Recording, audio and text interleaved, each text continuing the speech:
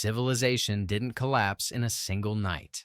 It eroded layer by layer until every machine you once trusted went silent, every engine died cold, and every automated system you leaned on vanished like it was never there.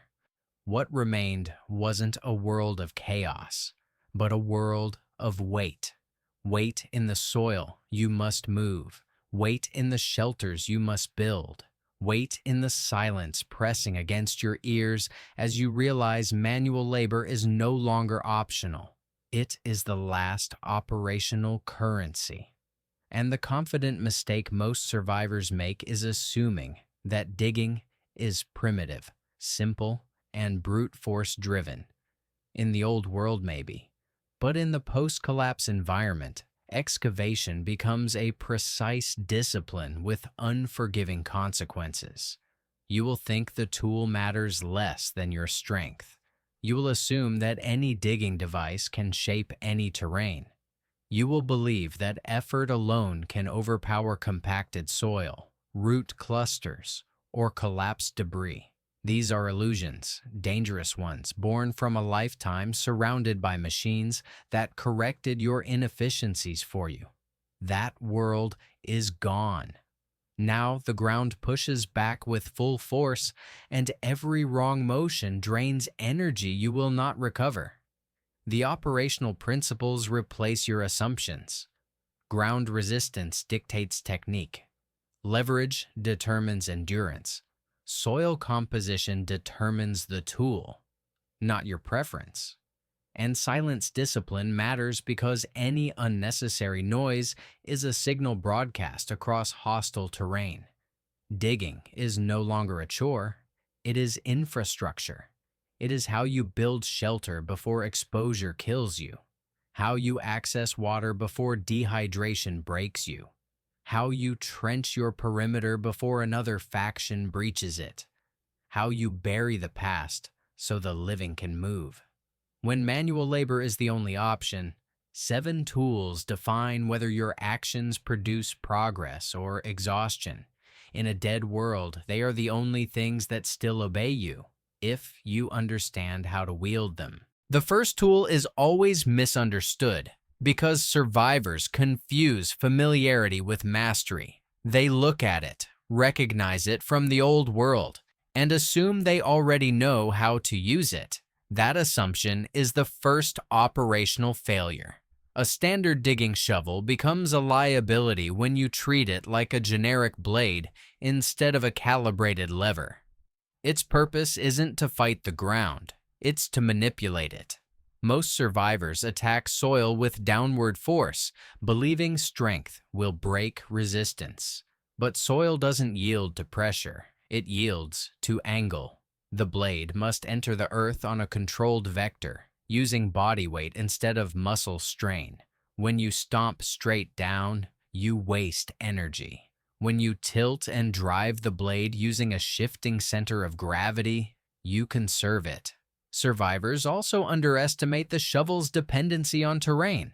Soft loam allows wide scoops, clay demands narrow bites, rocky ground punishes any attempt at speed, turning the tool into a vibration conduit that destroys your wrists. The smart operator adjusts their expectations before the blade touches the earth. In the first 72 hours after collapse, this tool becomes the backbone of your excavation capability. It shapes emergency latrines that prevent disease outbreaks, cuts drainage lines that prevent water pooling around your shelter, and opens the ground for quick burial protocols when the cost of leaving bodies exposed becomes too high. If you misuse it, your energy collapses faster than your camp can rise. If you wield it correctly, it becomes the first line of progress in a world that no longer grants you mechanical assistance. Technique replaces strength, precision replaces haste, and discipline turns a simple shovel into a survival multiplier. The second tool is built for penetration, not displacement. And this single distinction determines whether you thrive in hostile terrain or break yourself against it. Survivors who don't understand this principle pick it up and expect it to dig. But digging is not its task. Its task is to open, to pierce, to fracture. When the world collapsed, structures didn't merely fall. They compressed, compacted, fused into layers of debris that behave nothing like natural soil. Frozen ground turns into armor. Rubble fields become interlocking shields. Clay turns into concrete when dehydrated by weeks of sun.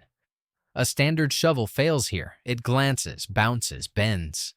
But this tool, narrow, pointed, unforgiving, turns hard earth into segments you can control. The confident mistake lies in overcommitting force. Survivors swing wildly, hoping violence will accelerate the breakthrough. Instead, the correct method is micro-extraction, controlled strikes, precision pressure, incremental advancement. Every impact is a calculation. You're not breaking the ground, you're negotiating with it one fracture at a time. The moment you chase speed, you lose endurance. The moment you chase power, you lose accuracy.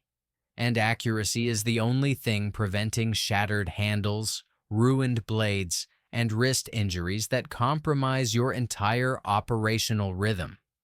In collapsed interiors, under stairwells, within ruined corridors, beneath fallen beams, this tool is the only reliable way to make progress without broadcasting your presence. It chips away the first path, creates the first cavity, opens the first access point. Once the resistance is compromised, other tools can follow, but nothing begins without this one. Its purpose is singular: to break the world open just enough for you to continue shaping it. Without it, you are trapped by terrain, by debris, by the earth itself.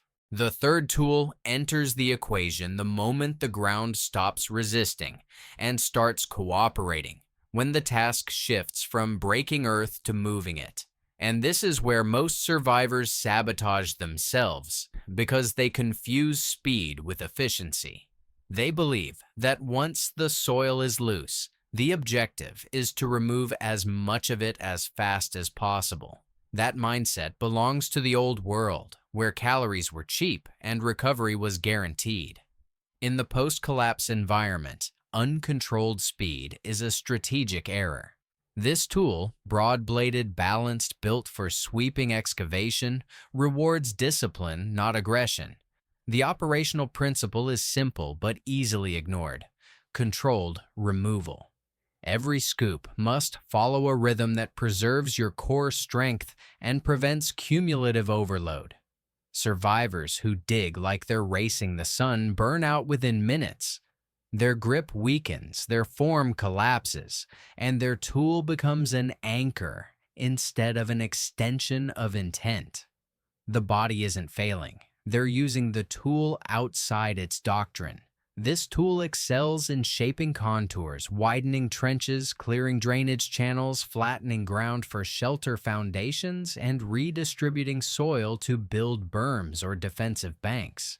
But its true power lies in surface management. It allows you to sculpt terrain, create gradients that redirect water, and establish pathways where mud would otherwise swallow your movement energy. Yet the confident mistake persists, believing that a larger scoop equals more progress. In reality, overfilled loads destabilize your posture, waste calories, and spill half the soil before it reaches its destination. The skilled operator uses partial loads, consistent tempo, and deliberate steps. Over time, controlled removal outperforms reckless intensity every single time. In a world without machines, shaping Earth is no longer about force. It is about endurance geometry. This tool is the instrument of that geometry. Use it with precision, and the ground bends to your design.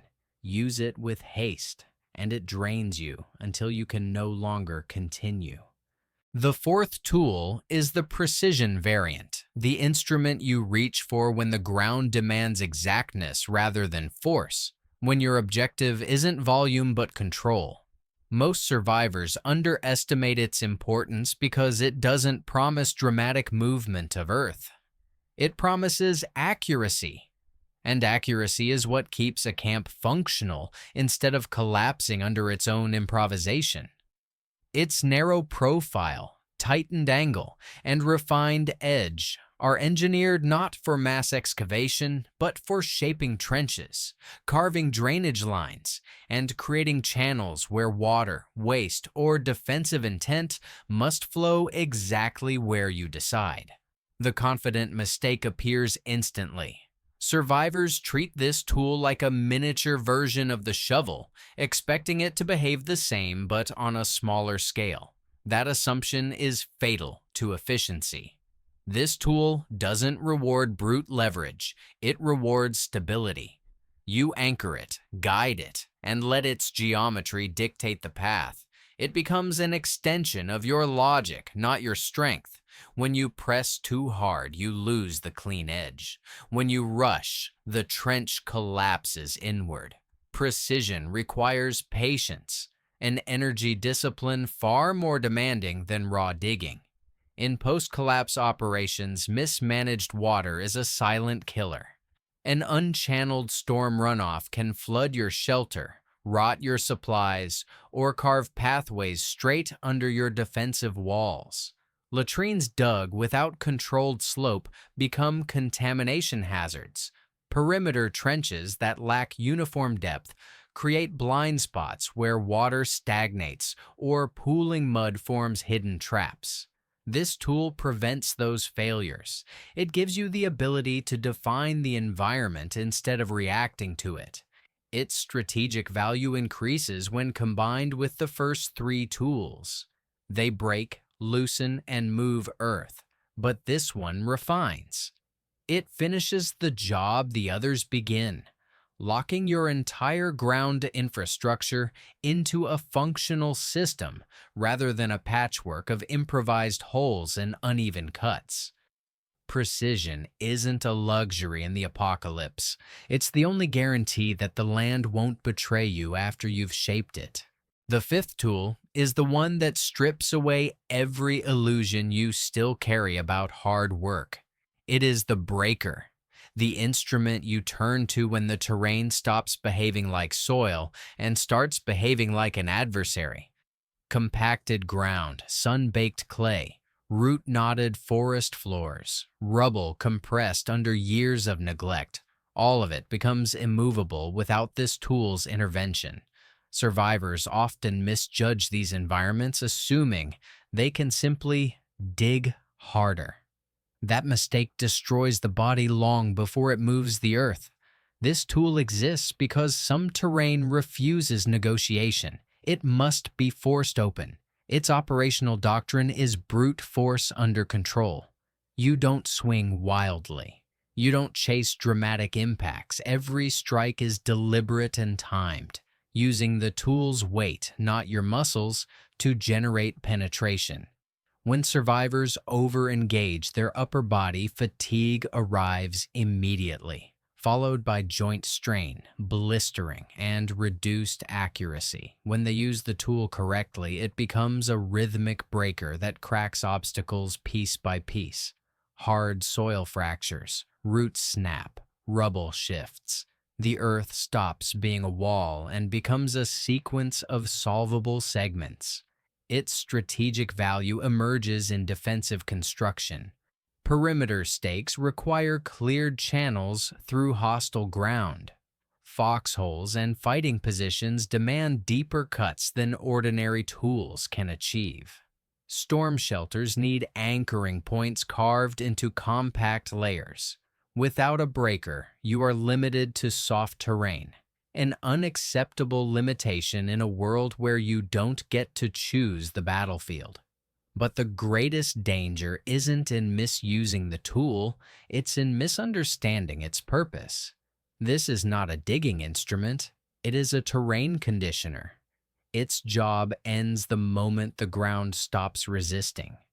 If you continue using it beyond that point, you waste energy and risk collapsing the area you just opened. Once the soil fractures, transition to a displacement tool immediately. The breaker is the spearhead, not the workforce.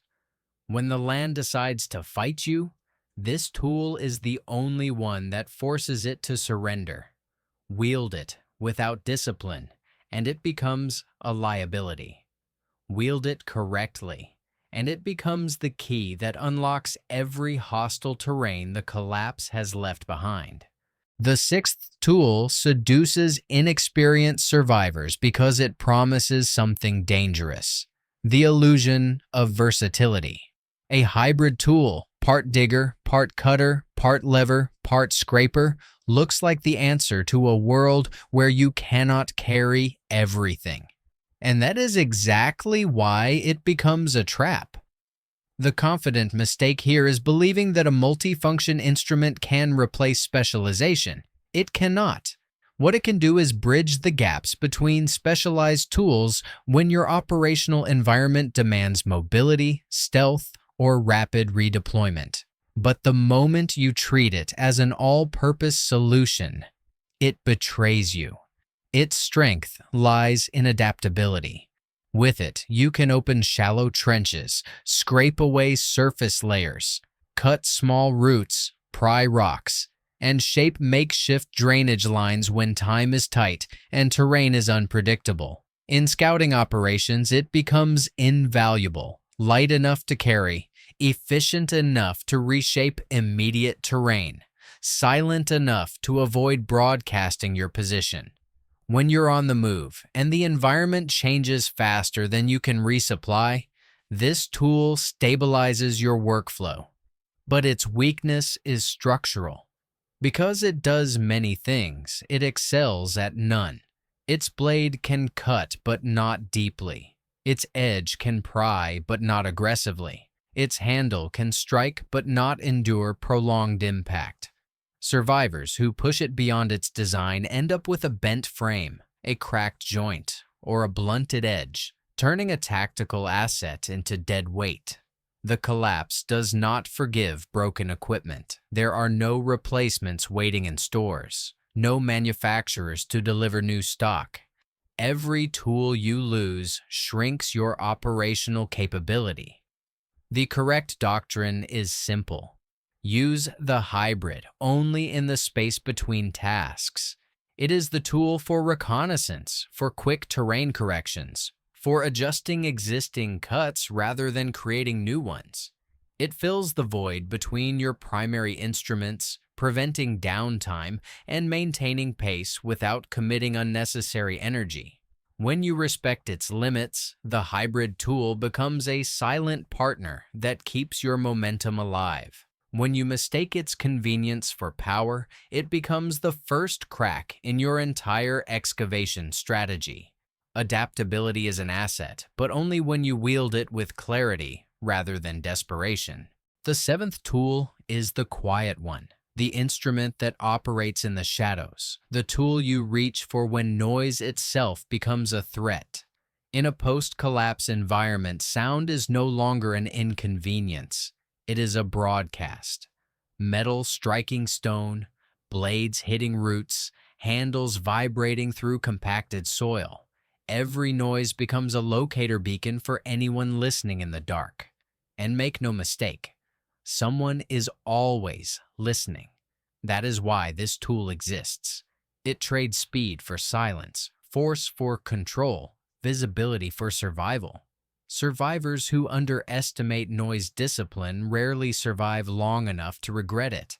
They assume danger comes only during the day, during confrontation, during moments when tension is visible. But the collapse rewired the rules.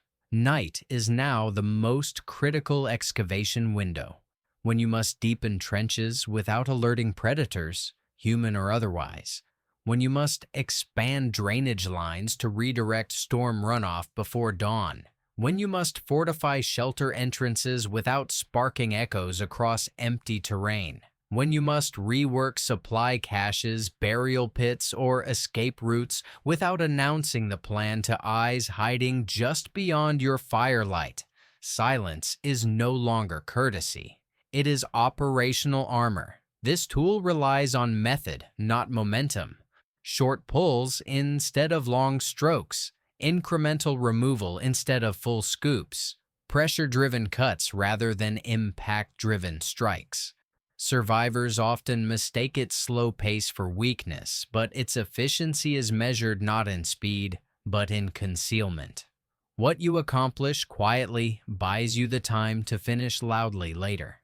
It is the tool for shaping soil under the cover of darkness, for refining edges without collapse, for expanding openings without vibration, for carving paths in ground too sensitive for aggression.